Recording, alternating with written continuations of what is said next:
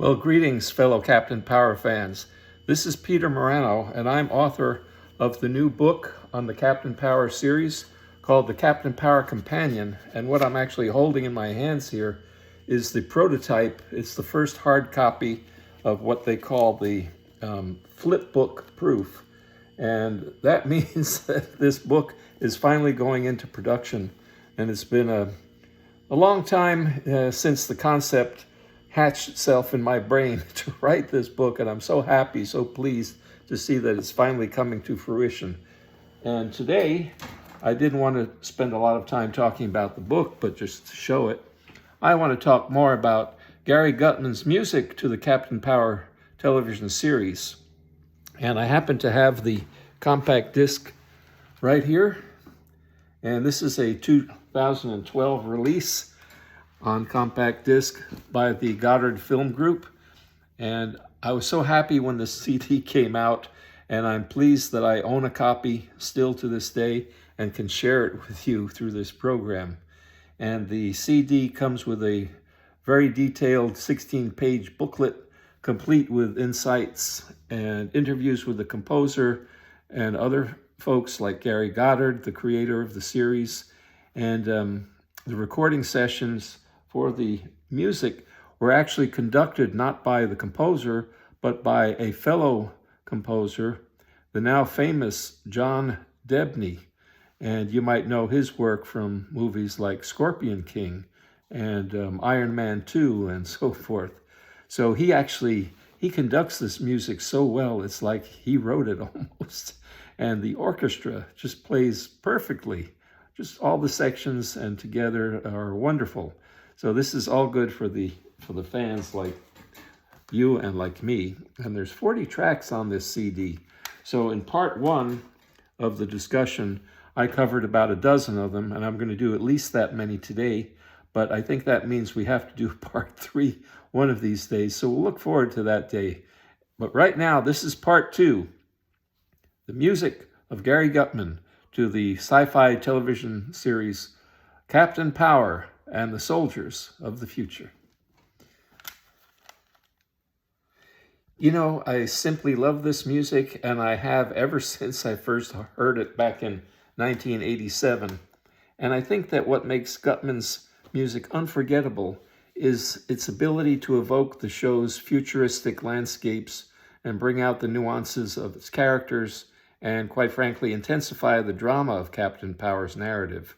And Guttman's unique fusion of mainly orchestral but occasionally electronic elements gives the music a timeless yet innovative quality that I think suits the sci-fi themes perfectly.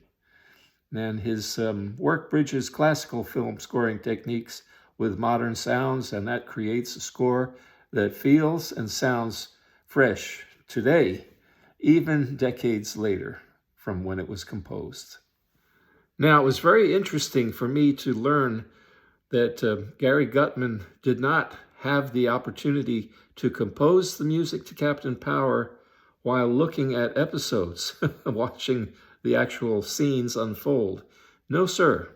He had at his disposal just a handful of scripts and storyboards and concept illustrations. That was it.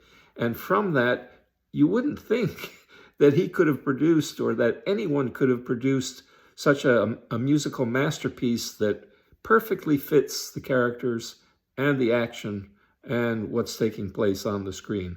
But that is indeed the case, and so we all need to be thankful for the talent, significant talent of composer Guttman in achieving this result. And yes, we will get to the music and a discussion of it, but I do want to say one thing, and it is this, that in my opinion, Gary Guttman as a composer proved himself with Captain Power to be right up there with James Horner, Jerry Goldsmith, and yes, John Williams. And you know, and I know, that no higher compliment can be paid to a composer today. So it's about time that we crack open the soundtrack CD compact disc to this wonderful music of Gary Guttman. And you know what it's going to do is not just bring back memories, it's going to plunge the listener into the aftermath of the Metal Wars, back or forward into the year 2147 or thereabouts. So are you ready? Am I ready? I think so. So the compact disc has been inserted in the CD player and it's spinning, and I'm getting ready to review a bunch of tracks from it with you. But I want to say that I feel obliged to start out with the opening credits. And I did that in part one. There's a track, of course, on the compact disc of the opening credits music, and it contains the narration and sound. But for this time, I'm going to use video, the audio soundtrack from a Captain Power video, because of this reason. It's mastered slightly differently, and there's a different shift in the emphasis of the spoken narration by Brad Crandall compared to the music and the sound effects. And what I mean by that is that his voice is sort of subdued a little bit, and we hear more of the sound effects and the music. So just for a comparison sake, I want you to hear that. I want to play that as the opening credits. And before we get started with any music that we're going to listen to from the CD, and I'm going to hold it up one more time so you see it, okay, right there. Before we get started, we have to talk a little bit about copyright for this program. So pay attention to this.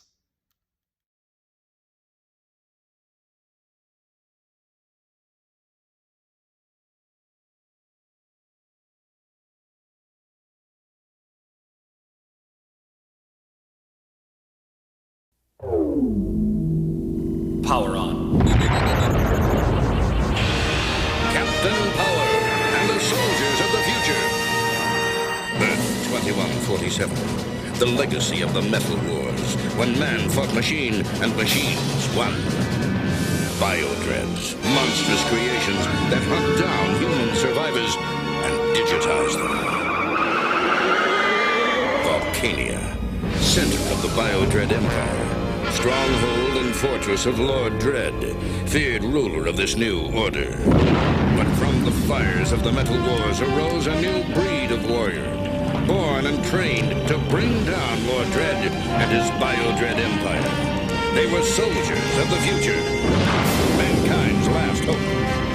Their leader, Captain Jonathan Power, master of the incredible power suits which transform each soldier into a one-man attack force. Major Matthew Hawk Masterson, fighter in the sky. Lieutenant Michael Tank Ellis, ground soldier. Sergeant Robert Scout Baker, espionage and communication. And Corporal Jennifer, pilot chase, tactical systems expert. Together they form the most powerful fighting force in Earth's history. Their creed, to protect all life. Their promise, to end Lord Dread's rule. Their name, Captain Power and the soldiers of the future. Okay, let's go. First track that we'll listen to from the compact disc is called Pursued. And this is panicked, wild music in the strings at the start of it, somewhat reminiscent of Bela Bartok's Miraculous Mandarin, before the swooping horns take over. The musical pursuit then re-engages with an interesting and eerie downward scale effect on the xylophone, and a climax is reached. And the music then dies down, only to build once more to a final crescendo.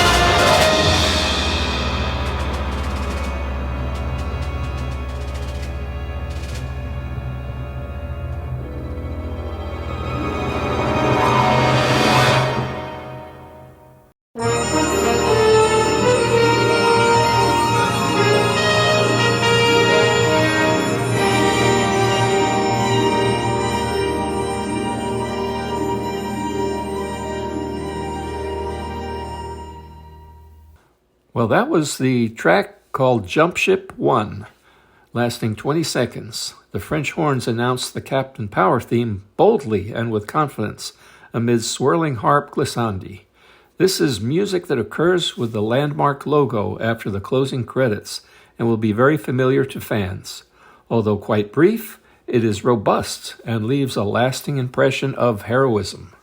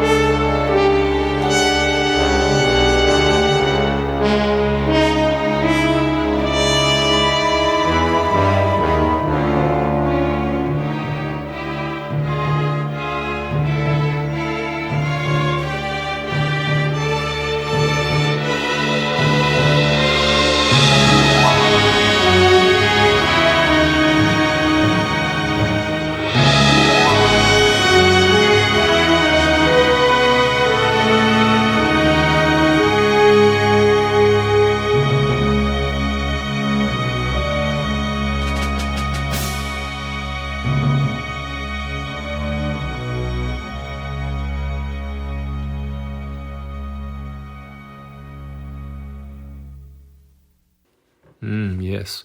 We were just listening to Sad Heroic.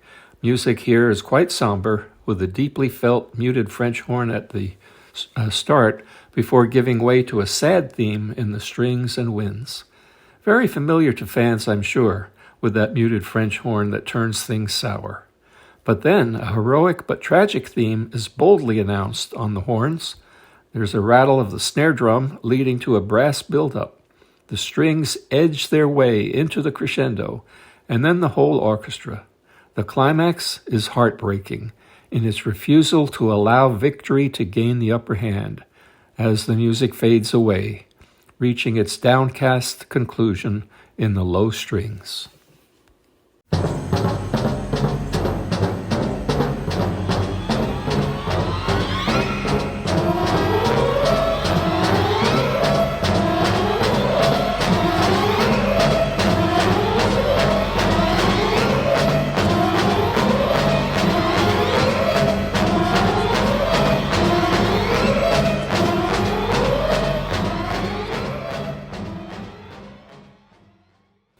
Well, we heard the pounding timpani getting this track, Sauron, started, which is followed by French horn calls. Now, this musical effect, which sounds like futuristic air raid alarms to me, is attached to Lord Dread's flying minion, the cunning and treacherous sky sentry named Sauron. Composer Guttman has made it known that his use of French horn glissandi was based upon a musical device used by his mentor, the Czech 20th century composer Karel Husa.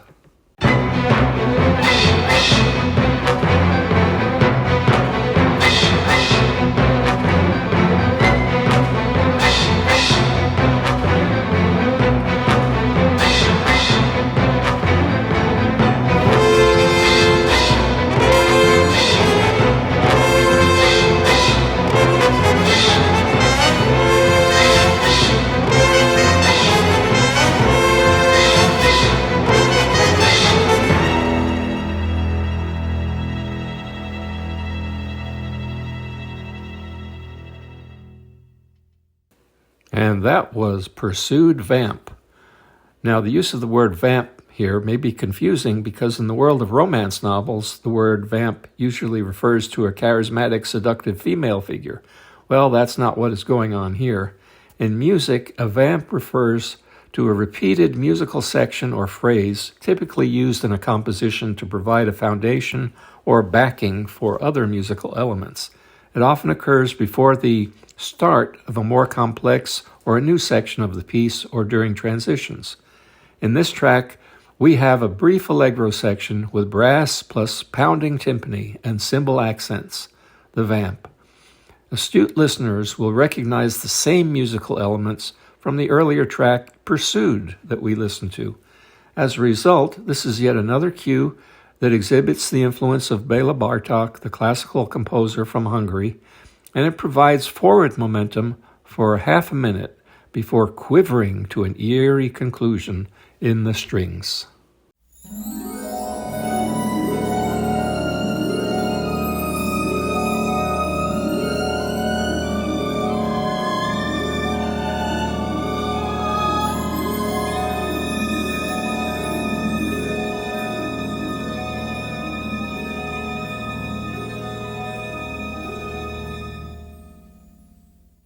In Eerie Mood 2, composer Guttman clearly had quite an arsenal of eerie music at his disposal because we have listened to several examples of it already on this compact disc.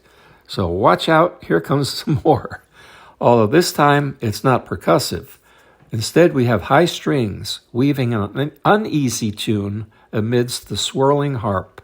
This music is occasionally heard in the series as an eerie backdrop, and though brief, is highly effective at setting the mood.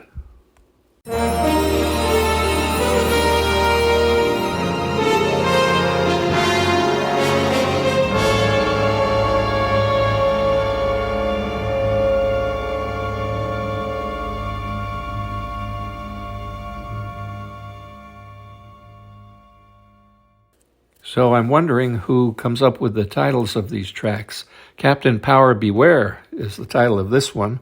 And if you think of Jump Ship, actually the first track or second track we listened to, Jump Ship number 1, really, this is an alternate version of that, but it's in the minor key, presenting the Captain Power theme in a troubled rather than a confident and heroic manner.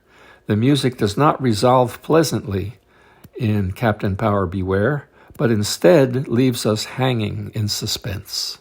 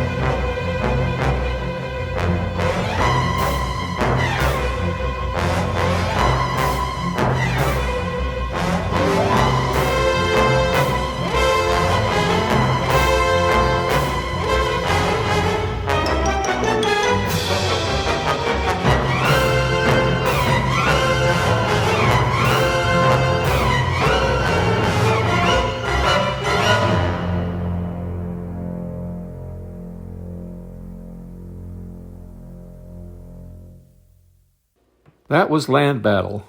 Now, there wasn't a whole lot of battle music so far for us to listen to today, but we did listen to quite a bit of it last time in part 1 of the video discussion. So if you love his composer Guttman's battle music, you can certainly enjoy yourself going back to part 1. But there's some here in this track, Land Battle. And what we have is something that fans will be familiar with from the closing credits to the Captain Power show. The trench run is what I'm speaking of. But that doesn't go on forever. It actually shifts into a more dramatic mode rather than continuing along the lines of the trench run to the end. And we have an active trumpet, xylophone, cascading strings, and French horn alarms, leaving quite a dramatic impression upon the listener.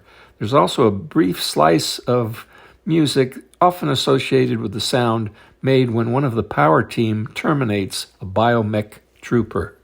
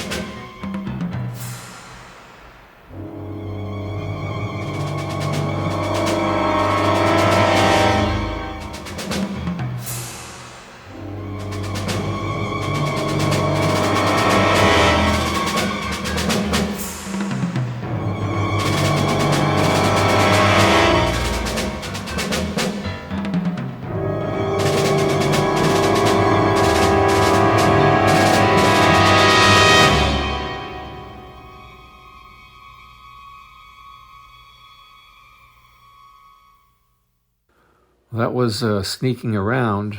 Uneasy mood generated here with a snare drum rattling in the background, random piano, eerie strings, and brass. Several swelling crescendos lead to a fortissimo climax before a fade out.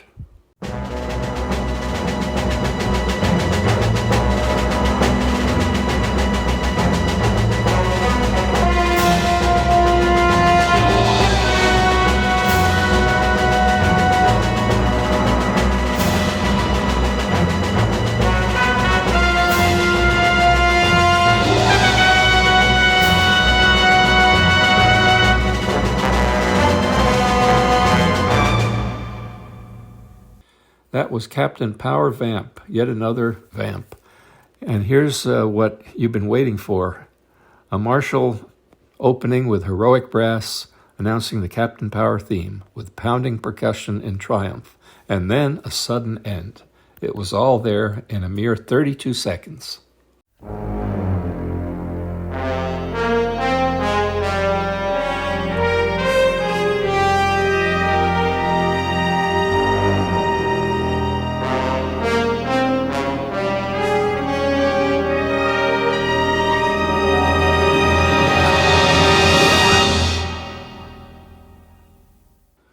So did you expect to hear that from a title called Beware of Dread?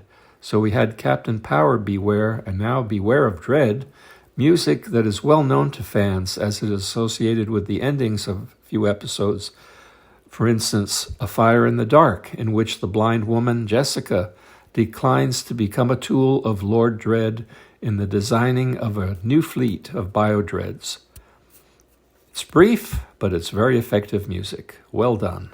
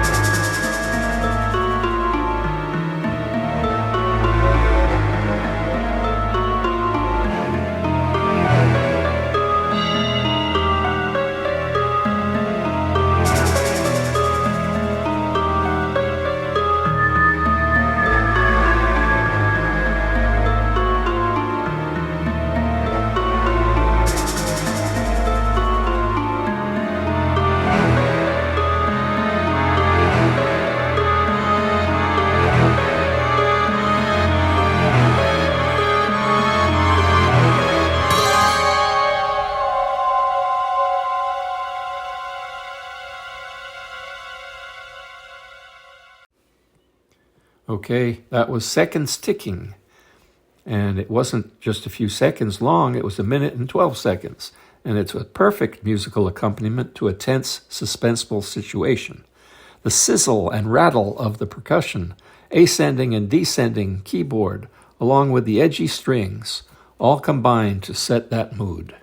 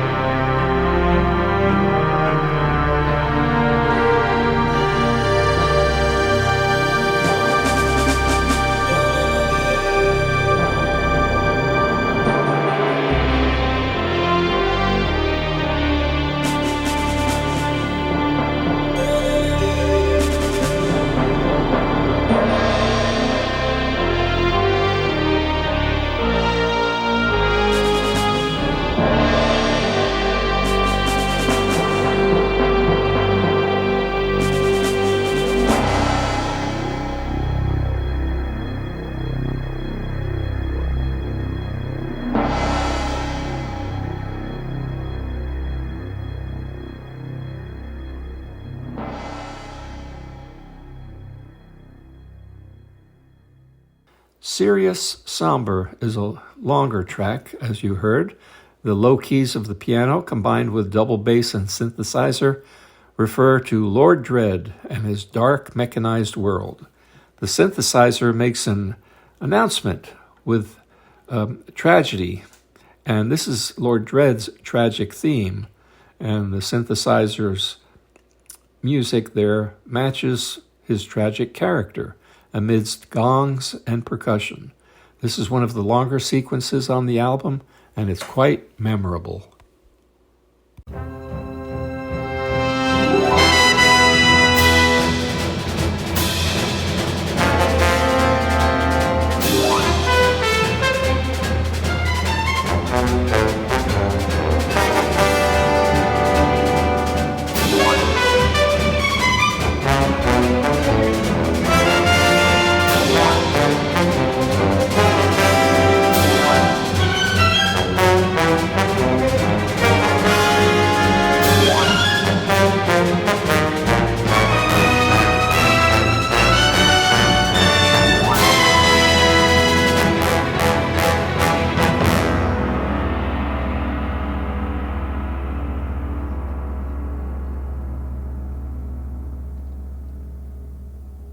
Now, wasn't this a great way to finish exploring additional music on today's traversal of composer Gary Guttman's score to Captain Power and the Soldiers of the Future?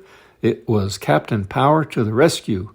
And with this track, we had great action music here, reminiscent of the opening credits, in which each member of the Power team is introduced during the build-up on the brass.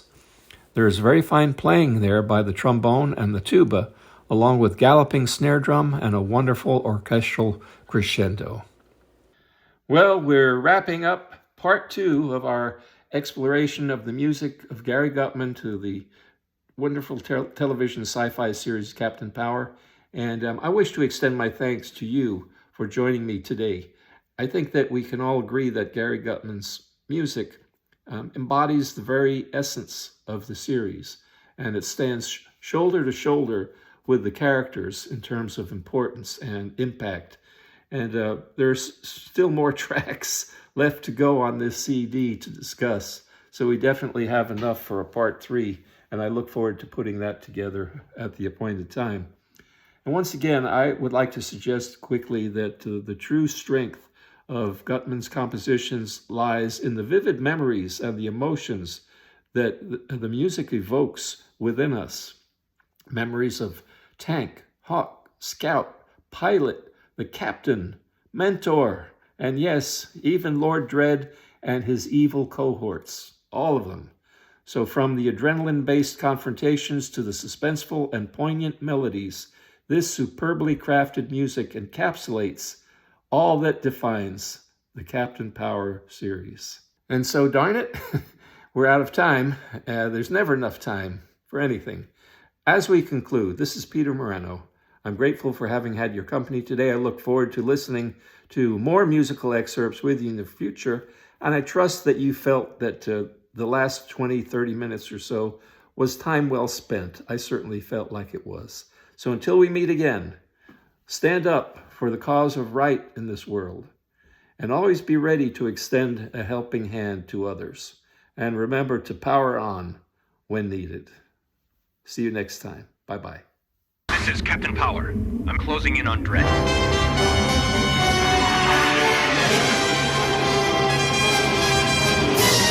Watch for base stations.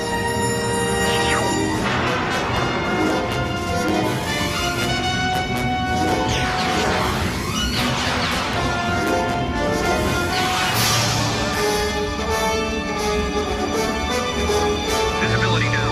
Going to scanning system. Activated. Check energy level.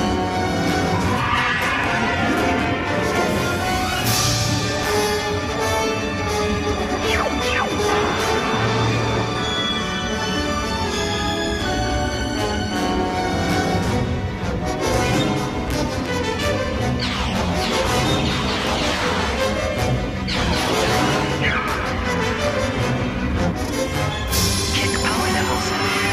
We took a few hits, but we've still got plenty of power. Energy system full.